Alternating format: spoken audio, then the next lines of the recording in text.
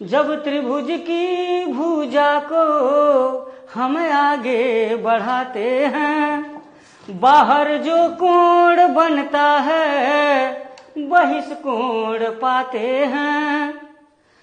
इसके मान के लिए पड़ोसी छोड़ देते हैं। ये इसका पड़ोसी कोण है और इसके दूर वाले हैं। इसके मान के लिए पड़ोसी छोड़ देते हैं। जो कोण दूर होते हैं उन्हें हम जोड़ देते हैं।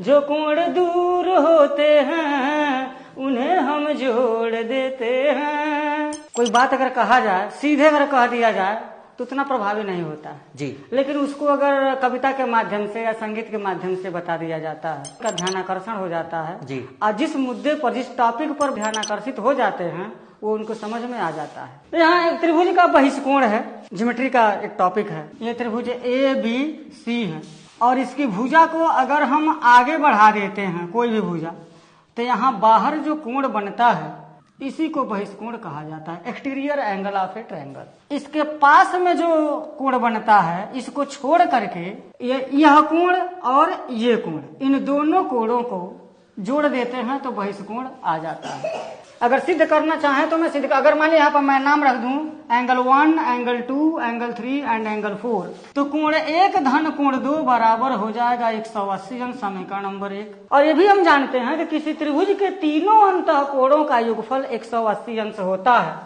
तो यहाँ यानी कि कोण 2 धन कोण 3 धन कोण 4 ये भी 180 अंश के बराबर हो जाएगा। इन दोनों समीकरणों का राइट हैंड साइड अगर बराबर है तो इसका लेफ्ट हैंड साइड भी बराबर ही हो जाएगा।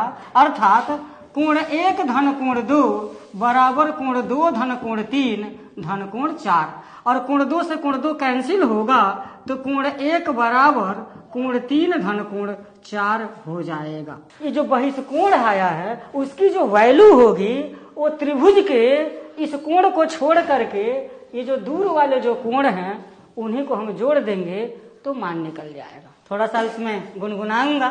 जब त्रिभुज की भुजा को हम आगे बढ़ाते हैं, बाहर जो कोण बनता है बहिष्कोण कहते हैं।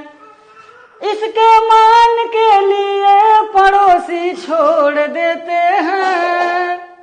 जो कोण दूर होते हैं उन्हें हम जोड़ देते हैं। चलेगा, बहुत बढ़िया है कि आप गाने के साथ साथ पढ़ाते भी हैं इसमें। जैसे इस तरीके से समझ जाते हैं इसको।